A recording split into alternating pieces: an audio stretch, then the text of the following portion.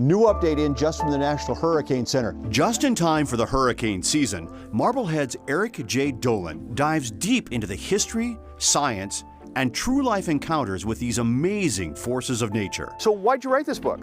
Well, I've always loved the ocean, maritime stories, and I had long thought about writing a book about hurricanes. Dolan is not one to shy away from a literary challenge.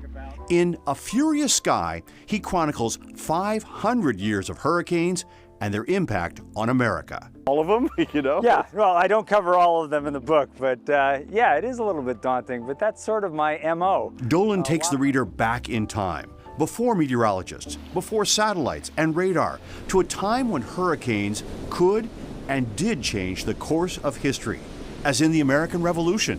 Hurricanes in the Caribbean helped convince the French fleet in 1781 to go north and help their American allies and seal the deal at the Battle of Yorktown on October 19th, 1781, and that was a major turning point. The story about Christopher Columbus in 1502. He predicted that a hurricane was coming. He told the governor of Hispaniola, don't send the 28 treasure fleets across the ocean. They're going to get sunk by this hurricane. The governor thought that Christopher Columbus was a sorcerer or a prophet, and that he had brought down the hurricane to punish his enemies and protect his own gold and silver. The story about Benjamin Franklin being the first person to discover that hurricanes had forward movement and they could go and travel in a different direction than the predominant winds were traveling. So this is not a textbook about meteorology that someone like me would write. What do you want people to take away from this story? The book is definitely not a textbook. It tells stories of individuals, human nature, people dealing with dire situations and fighting in the face of severe adversity brought on by these hurricanes. Dolan himself is drawn to the Hurricane of '38. Northward the tempest swept across Connecticut and Rhode Island, across Massachusetts, into Vermont and New Hampshire, and on to Canada.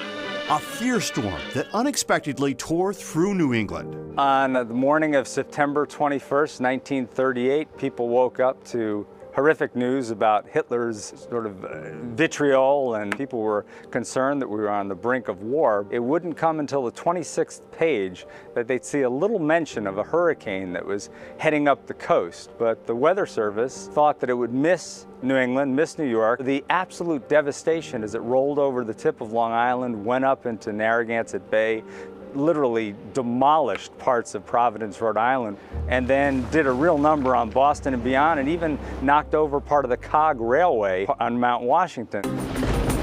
Among the many stories is one told by actress Katharine Hepburn, caught in the storm in Old Saybrook, Connecticut. In the morning, the waves had been calm, wind was light. By the afternoon, the wind was whipping. She was getting stung by sand being blown along the beach. Literally within minutes, the house was being ripped apart. It was being shook from its foundation. They escaped out a back window. It was floating down the lagoon, as she said, easy as pie. It just floated away. When Hepburn called her father in Hartford to report the house is gone, but everybody is okay. He said, you didn't have mind enough to throw a match in, because I'm insured for fire. You also touch on climate change and the future of hurricanes. There's no doubt in my mind, in the part of scientists, most scientists who have studied it, that climate change and global warming is very real, and it's the warm ocean waters that fuel the hurricanes. Plus, it's sort of a double whammy, because warmer air can hold more moisture.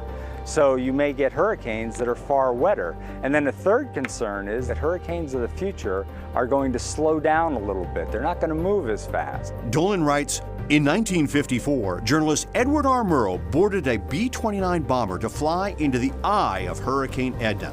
He was so moved by the experience, Murrow would later tell his viewers, if a true definition of humility is ever written, it might well be written in the eye of a hurricane.